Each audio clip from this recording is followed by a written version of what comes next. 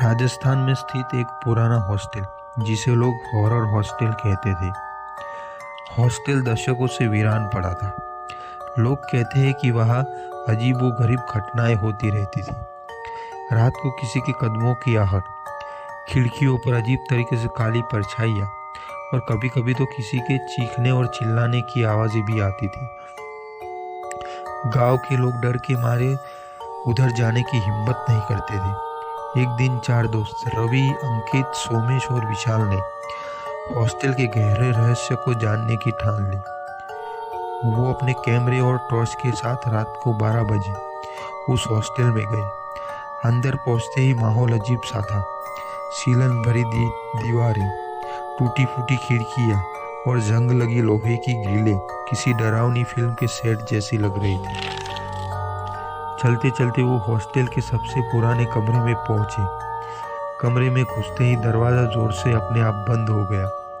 Torch की रोशनी में उन्होंने देखा कि दीवारों पर अजीब निशान बने हुए थे, जैसे किसी ने अपने नाखूनों से दीवारों को खरोंचा हो। तभी विशाल को महसूस हुआ कि किसी ने उसके कंधे पर हाथ रखा है। वो तेजी से पीछे मुड़ा, लेकिन वहाँ कोई नहीं था। अचानक कमरे में पड़ी एक पुरानी लोहे की पलंग के नीचे से किसी के कर्राने की आवाज़ आने लगी। रवि ने टॉर्च से झांककर देखा और उसकी चीख निकल गई।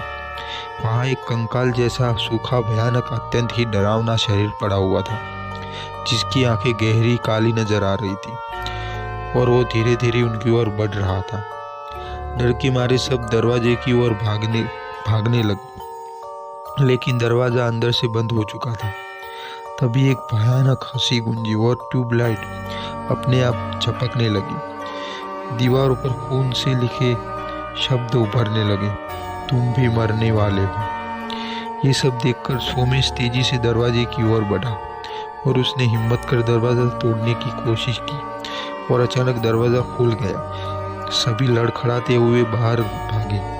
जब उन्होंने मुड़कर हॉस्टल की ओर देखा तो उन्हें काली खिड़कियों में काली परछाइयाँ दिखी, जो उन्हें ही घूरे जा रही थी। उस रात चारों दोस्तों ने कसम खाई कि वो कभी भी हॉस्टल की ओर रुख नहीं करेंगे।